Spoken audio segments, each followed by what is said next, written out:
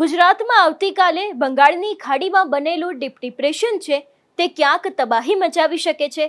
ગુજરાતમાં ભારેથી અતિ ભારે વરસાદ આવી શકે છે એવી શક્યતાઓ છે. એને જ પગલે ઘણી બધા એવા વિસ્તારો છે કે જ્યાં શાળાઓમાં અત્યારથી જ રજાઓ આપી દેવામાં આવી છે. પણ આજે સાંજે પણ ક્યાંક ગુજરાતના ઘણા બધા એવા વિસ્તારો છે કે જ્યાં ભારે વરસાદ પડી શકે છે. આજની આ વેધર અપડેટમાં એ પણ સમજીશું કે આજે સાંજ પછીનું વાતાવરણ કેવું રહેવાનું છે, કયા સમયે આ ગુજરાતમાં જે બંગાળની ખાડીની ડીપ ડિપ્રેશન છે તેની અસર થવાની છે, તેની સાથે હવામાન નિષ્ણાંત પરેશ ગોસ્વામીએ શું આગાહી કરી છે તે પણ સમજીએ. નમસ્કાર, તમે જોઈ રહ્યા છો નિર્ભય ન્યૂઝની વેધર અપડેટ અને હું છું હંસિની. ગુજરાતમાં આમ તો આપણે જોયું કે એક વરસાદી રાઉન્ડ પૂર્ણ થયો અને હવે 1 તારીખથી નવો વરસાદી રાઉન્ડ છે તે શરૂ થઈ રહ્યો છે. પણ એ જ દરમિયાન બંગાળની ખાડીની અંદર ક્યાંક ભારેથી અતિ ભારે એક ડીપ ડિપ્રેશન સર્જાયું છે, જેને જ લઈને ગુજરાતમાં ક્યાંક અતિશય ભારે વરસાદ આવી શકે છે તેવી શક્યતાઓ છે. અને આની સૌથી વધારે અસર વાત કરવામાં આવે તો મધ્ય ગુજરાત ઉપર થઈ રહી છે. મધ્ય ગુજરાત અને દક્ષિણ ગુજરાતના ઘણા બધા એવા જિલ્લાઓ છે કે જ્યાં રેડ એલર્ટ આપવામાં આવ્યું છે. હવે વિંડીના માધ્યમથી સમજી લે કે આજના સાંજ પછી ગુજરાતમાં ક્યારે ડીપ ડિપ્રેશનની અસર થવાની છે અને અત્યારે સાંજનું વાતાવરણ કેવું રહેવાનું છે.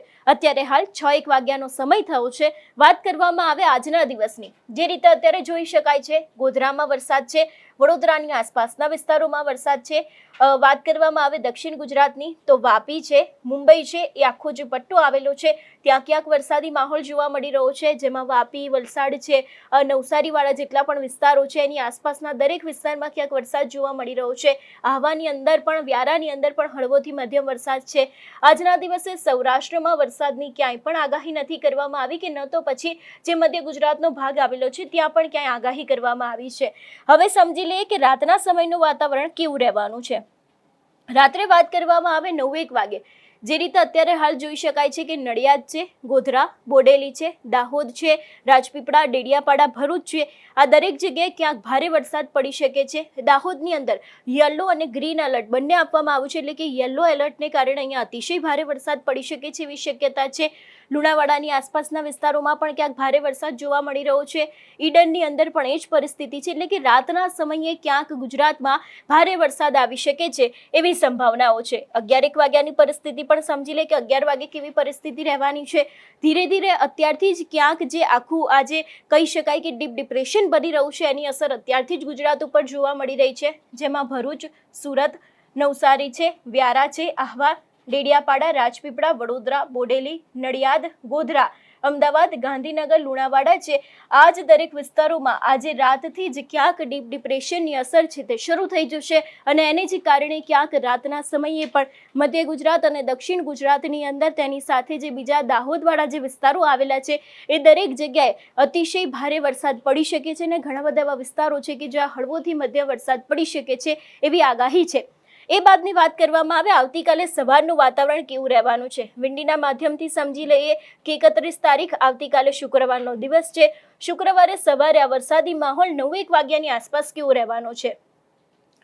9 વાગ્યાની પરિસ્થિતિ વિશે વાત કરીએ. સૌથી પહેલા દક્ષિણ ગુજરાતને સમજીએ. સુરતની અંદર ભારે વરસાદ છે, વાપીમાં પણ એ જ પરિસ્થિતિ છે, વડોદરાની અંદર પણ ક્યાંક યલો એલર્ટ આપવામાં આવ્યું છે, એટલે કે ભારે વરસાદ થઈ શકે છે. સૌરાષ્ટ્રની વાત કરવામાં આવે તો ભાવનગર અને મહુવા છે, ત્યાં ક્યાંક ભારે વરસાદ પડી શકે છે. મધ્ય ગુજરાતમાં અમદાવાદની આસપાસના વિસ્તારો છે ત્યાં ક્યાંક ભારે વરસાદ છે. મહેસાણામાં એ જ પરિસ્થિતિ દેખાઈ રહી છે. ગોધરા છે ત્યાં પણ ક્યાંક રેડ એલર્ટ આપવામાં આવ્યું છે, એટલે કે ગોધરાની અંદર અતિશય ભારે વરસાદ છે તે આવતીકાલે સવારે જોવા મળી શકે છે. એ બાદની જો વાત કરવામાં આવે કે લગભગ 12:01 વાગે કેવી પરિસ્થિતિ રહેવાની છે.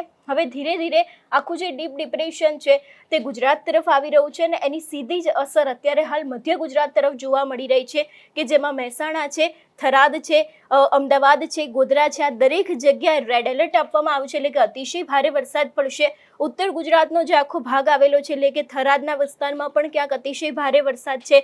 મહેસાણામાં પણ એ જ પરિસ્થિતિ જોવા મળી રહી છે. રાધનપુર છે, પાટણ છે, પાલનપુર છે, દરેક જગ્યાએ ક્યાંક ભારે વરસાદી માહોલ કાલે બપોરના સમયે સર્જાઈ શકે છે એવી શક્યતા છે. મધ્ય ગુજરાતની અંદર પણ જે રીતે અત્યારે હાલ વાતાવરણ જોઈ શકાય છે કે ભારે વરસાદ પડશે. એ બાદની વાત કરવામાં આવે વડોદરા, બોડેલી, ગોધરા છે, દાહોદ છે, એ પણ દરેક જગ્યાએ ક્યાંક ભારે વરસાદ લાગી રહ્યો છે. સૌરાષ્ટ્રમાં પણ એ જ પરિસ્થિતિ છે. ભાવનગર, પાલિતાણા, અલંગ અને મહુવા છે, આ દરેક વિસ્તારની અંદર ક્યાંક ભારે વરસાદી માહોલ છે તે બપોરે 12-1 વાગ્યાની આસપાસ જોઈ શકાય છે. 3-1 વાગ્યાની પરિસ્થિતિ સમજવાનો પ્રયત્ન કરીએ તો અત્યારે હાલ જે રીતે સાંજના સમયે એટલે કે ધીરે ધીરે 3 થી 4 વાગે આખું જે ડીપ ડિપ્રેશન છે તે ગુજરાતની અંદર સખત એક્ટિવ જોવા મળી રહ્યું છે અને એને જ કારણે ક્યાંક અતિશય ભારે વરસાદ છે તે પડી શકે જેવી સંભાવના છે. જે રીતે વીજળીના માધ્યમથી જોઈ શકાય છે, બોડેલી, વડોદરા, રાજપીપળા છે ત્યાં ક્યાંક વરસાદી માહોલ અતિશય દેખાઈ રહ્યો છે, એટલે કે ભારેથી અતિ ભારે વરસાદ આવશે અને જે આખા વમણો બની રહ્યા છે તે ધીરે ધીરે ગુજરાત તરફ પણ વધી રહ્યા છે. એટલા જ માટે થઈને ક્યાંક ગુજરાતમાં આની સીધી અસર થવાની છે અને લગભગ ભારેથી અતિ ભારે વરસાદ આવી શકે છે. મહેસાણામાં રેડ એલર્ટ છે, ગાંધીનગર, અમદાવાદ છે, નડિયાદ છે, વડોદરા, બાયડ છે, ઈડર છે, પાટણ, પાલનપુર, રાધનપુર, થરાદ આ દરેક વિસ્તારની અંદર હવે આવતીકાલે લગભગ બપોરના સમયથી લઈને સાંજના સમય સુધી અતિશય ભારે વરસાદનું એલર્ટ આપવામાં આવ્યું છે. ઘણા બધા એવા વિસ્તારો છે દક્ષિણ ગુજરાતના કે જે અત્યારથી જ એનડીઆરએફ અને એસડીઆરએફની ટીમો છે એ લોકોને તૈનાત કરી દેવામાં આવી છે. તંત્ર દ્વારા અત્યારે પણ સૂચના આપવામાં આવી છે કે આવતીકાલે કોઈ પણ વ્યક્તિને જો જરૂરી કામ ન હોય તો પોતાના ઘરની બહાર ના નીકળશો અને જો કદાચ નીકળો તો સાવચેતી તમારી સાથે રાખજો જેથી કરીને તમને કોઈ નુકસાન ના પહોંચે. કારણ કે આની પહેલા આપણે જોયું હતું કે જે એક વરસાદી રાઉન્ડ હતો કે જેમાં અમદાવાદની અંદર અતિશય ભારે વરસાદ આવ્યો હતો, એ પછી મધ્યના ભાગ હોય કે દક્ષિણ ગુજરાતના ભાગ હોય દરેક જગ્યાએ ઘણા બધા લોકો છે એ લોકો ફસાઈ ગયા હતા, જનજીવન ખોરવાઈ ગયું હતું. એના જ પગલે હવે ક્યાંક તંત્ર દ્વારા પણ સૂચનાઓ આપવામાં આવી છે અને જે રીતે અત્યારે હાલ આખું આ વાતાવરણ જોઈ શકાય છે આવતીકાલનું કે અતિશય ભારે વરસાદ છે તે ગુજરાતમાં આવી શકે છે. હવે આ જ વિષયને લઈને હવામાન નિષ્ણાંત પરેશ ગોસ્વામી છે એમના દ્વારા શું આગાહી કરવામાં આવી છે તે પણ સાંભળીએ. હવે આપણે વાત કરવાની છે બંગાળની ખાડીની સિસ્ટમની. જે આપણે ગત રોજ વાત કરી હતી, ગઈકાલે એ સિસ્ટમ છે એ ઓડિશા ઉપર હતી. એ સિસ્ટમ આજે મધ્યપ્રદેશ અને મહારાષ્ટ્રથી ખૂબ નજીક આવી ગઈ છે અને એ સિસ્ટમ છે એ અત્યારે પણ હજુ મજબૂત છે. જોકે ગઈકાલે ડીપ ડિપ્રેશન હતી, એ સિસ્ટમ થોડીક નબળી પડીને અત્યારે ડિપ્રેશનમાં ફેરવાઈ છે. છતાં પણ એ સિસ્ટમ છે એ ખૂબ મજબૂત છે અને અત્યારે મહારાષ્ટ્ર અને મધ્યપ્રદેશની બોર્ડર ઉપર એટલે કે આમ તો ઓડિશાથી આગળ વધીને એ પશ્ચિમ દિશા તરફ ઘણી આગળ નીકળી ચૂકી છે. હવે આ સિસ્ટમ છે એ લગભગ 30 તારીખે મોડી રાત સુધીમાં ગુજરાતના છોટાઉદેપુર અને રાજપીપળા આસપાસથી ગુજરાતમાં પ્રવેશ કરવાની છે. એટલે આ સિસ્ટમ ઉપર અમારી સતત નજર છે. લગભગ ગુજરાતમાં પહોંચે ત્યાં સુધીમાં લો પ્રેશર કેટેગરીની અંદર આ સિસ્ટમ પહોંચવાની છે. મહત્વની વાત તો એ છે કે આમ તો મધ્ય ગુજરાત અને દક્ષિણ ગુજરાતની અંદર આ સિસ્ટમને કારણે ભારેથી અતિભારે વરસાદ વરસવાનો છે, જેમાં વડોદરાથી લઈને વલસાડ કે મુંબઈ સુધીના તમામ વિસ્તારમાં સારો વરસાદ પડશે. મધ્ય ગુજરાતનું પણ અમદાવાદ, આણંદ, નડિયાદ, ખેડામાં સારો વરસાદ પડશે. પણ ખૂબ ચિંતા અત્યાર સુધી જેની રહી છે એ હશે પશ્ચિમ સૌરાષ્ટ્ર અને પશ્ચિમ કચ્છના ભાગો. આ વિસ્તારોની અંદર અત્યાર સુધી વરસાદનું પ્રમાણ છે એ ખૂબ ઓછું જોવા મળ્યું છે. પણ હવે આ 31 જુલાઈથી લઈ અને 4 ઓગસ્ટ સુધીનું આ સેશન છે.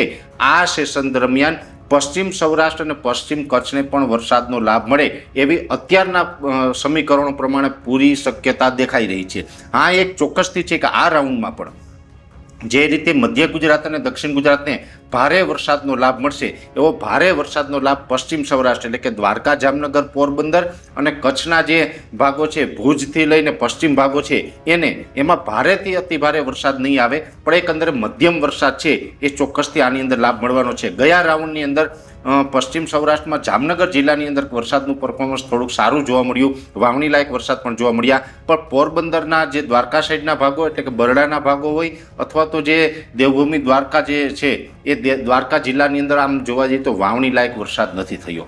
ગયા રાઉન્ડની અંદર પણ અડધાથી 1 ઇંચ વરસાદ એમને ભાગમાં આવ્યો હતો. પણ આ રાઉન્ડની અંદર થોડોક સારો વરસાદ એમના ભાગમાં આવે તેવું તો અત્યારે ચોક્કસ લાગી રહ્યું છે. પછી સિસ્ટમ ખૂબ નજીક આવે ને કદાચ સિસ્ટમ પછી થોડી ઘણી પણ આગળ પાછળ ફંટાય અને એ પરિસ્થિતિનું નિર્માણ થાય તો વાત અલગ રહેશે. અત્યારે જે ટ્રેક ઉપર સિસ્ટમ આવી રહી છે એ મુજબ તો એવું લાગે છે કે પશ્ચિમ સૌરાષ્ટ્ર અને પશ્ચિમ કચ્છને પણ મધ્યમથી એકંદરે સારા વરસાદનો લાભ મળી જશે. ભલે ત્યાં અતિ ભારે વરસાદ ન પડે પણ મધ્યમ વરસાદનો લાભ ચોક્કસથી મળવાનો છે. બાકી સૌરાષ્ટ્રના બીજા જૂનાગઢ, ગીર સોમનાથ, અમરેલી, ભાવનગર, બોટાદ, રાજકોટ, મોરબી, સુરેન્દ્રનગર આ તમામ વિસ્તારની અંદર ખૂબ સારો વરસાદ છે એ 31 થી 4 તારીખમાં નોંધાશે. ઉત્તર ગુજરાતમાં પણ એકંદરે સારો વરસાદ પછી બનાસકાંઠા, વાવ, થરાદ, પાટણ, મહેસાણા હોય, અરવલ્લીના ભાગો હોય તમામ વિસ્તારમાં સારો વરસાદ નોંધાવાનો છે. એટલે સાર્વત્રિક રાઉન્ડ આવી રહ્યો છે. સિસ્ટમ હજુ મજબૂત છે અને અત્યારે જે પ્રમાણે સિસ્ટમ આગળ વધી રહી છે એ પ્રમાણે સિસ્ટમ ગુજરાત ઉપર આવી રહી છે. પહેલાં ઘણા બધા મોડેલો એવું બતાવતા હતા કે આ સિસ્ટમ મધ્યપ્રદેશ થઈને પછી ઉત્તર ભારત તરફ નીકળશે, પણ અત્યારે જે પ્રમાણે અલગ અલગ મોડેલોના આધારે આજની તારીખ સુધી અમારું પ્રિડિક્શન છે ત્યાં સુધી એવું લાગી રહ્યું છે કે આ સિસ્ટમ છે ગુજરાત ઉપર જ આવવાની છે. એટલે આપણા માટે સારા સમાચાર છે. વધુ એક વરસાદનો રાઉન્ડ છે આપણે ગુજરાતમાં આવી રહ્યો છે. જે રીતે આપણે વિંડીના માધ્યમથી જોયું કે ક્યાંક ગુજરાતમાં આજે રાતથી જ હળવોથી મધ્યમ વરસાદ પડશે અને એ બાદ આવતીકાલે અતિશય ભારે વરસાદ છે તે પડી શકે છે. હવે સમજી લઈએ કે હવામાન વિભાગ દ્વારા શું આગાહી કરવામાં આવી છે, આજના દિવસે કયા વિસ્તારો છે કે જ્યાં વરસાદ પડી શકે છે અને આવતીકાલની પરિસ્થિતિ શું રહેવાની છે અને કયા જિલ્લાઓ છે કે જ્યાં રેડ એલર્ટ આપવામાં આવ્યું છે. વાત કરવામાં આવે આજના દિવસની, આજે જે રીતે અત્યારે હાલ વાતાવરણ સર્જાઈ રહ્યું છે, જે રીતે ધીરે ધીરે વરસાદી માહોલ છે તે ગુજરાતમાં લાગી રહ્યો છે, એના જ પગલે ખેડા, મહીસાગર, પંચમહાલ, દાહોદ, આણંદ અને ભરૂચ છે કે જ્યાં યલો એલર્ટ આપવામાં આવ્યું છે, એટલે કે ત્યાં ક્યાંક છૂટો છવાયો ભારે વરસાદ પડી શકે છે એવી શક્યતા છે. વડોદરા, છોટાઉદેપુર, નર્મદા, સુરત, તાપી, નવસારી, ડાંગ, દમણ અને વલસાડ છે આ પણ દરેક જગ્યાએ ક્યાંક ભારેથી અતિ ભારે વરસાદની આગાહી સાથે ઓરેન્જ એલર્ટ આપવામાં આવ્યું છે. એટલે જે રીતની આજની પરિસ્થિતિ છે, વિંડીના માધ્યમથી પણ જોયું કે આજે સાંજથી જ ગુજરાતની અંદર ધીરે ધીરે વરસાદી માહોલ છે તે જામી રહ્યો છે અને ડીપ ડિપ્રેશનની અસર છે તે દેખાઈ રહી છે. હવે સમજી લઈએ કે આવતીકાલને લઈને કઈ આગાહી કરવામાં આવી છે, કયા એવા જિલ્લાઓ છે કે જ્યાં અતિશય ભારે વરસાદ છે તે પડી શકે છે. 31 તારીખની પરિસ્થિતિને સમજવાનો પ્રયત્ન કરીએ. આવતીકાલે શુક્રવારનો દિવસ છે, કેવું વાતાવરણ રહેવાનું છે. આખા ગુજરાતની અંદર સાર્વત્રિક મેઘમહેર દેખાઈ રહી છે. સૌથી પહેલા તો રેડ એલર્ટ ક્યાં આપવામાં આવ્યું છે એ સમજી લઈએ. ભાવનગર, બોટાદ, અમદાવાદ, આણંદ, વડોદરા, છોટાઉદેપુર, ભરૂચ, નર્મદા, સુરત, તાપી, નવસારી, દમણ, વલસાડ અને ડાંગ છે આ દરેક જિલ્લાઓની અંદર રેડ એલર્ટ આપવામાં આવ્યું છે, એટલે કે અતિશય ભારે વરસાદ છે તે પડી શકે છે એવી સંભાવનાઓ છે. ઓરેન્જ એલર્ટની વાત કરવામાં આવે તો અમરેલી, રાજકોટ, સુરેન્દ્રનગર, ગાંધીનગર, ખેડા, પંચમહાલ અને દાહોદની અંદર ઓરેન્જ એલર્ટ આપવામાં આવ્યું છે, એટલે કે આ વિસ્તારોની અંદર પણ ક્યાંક ભારે વરસાદ પડી શકે છે એવી આગાહી છે.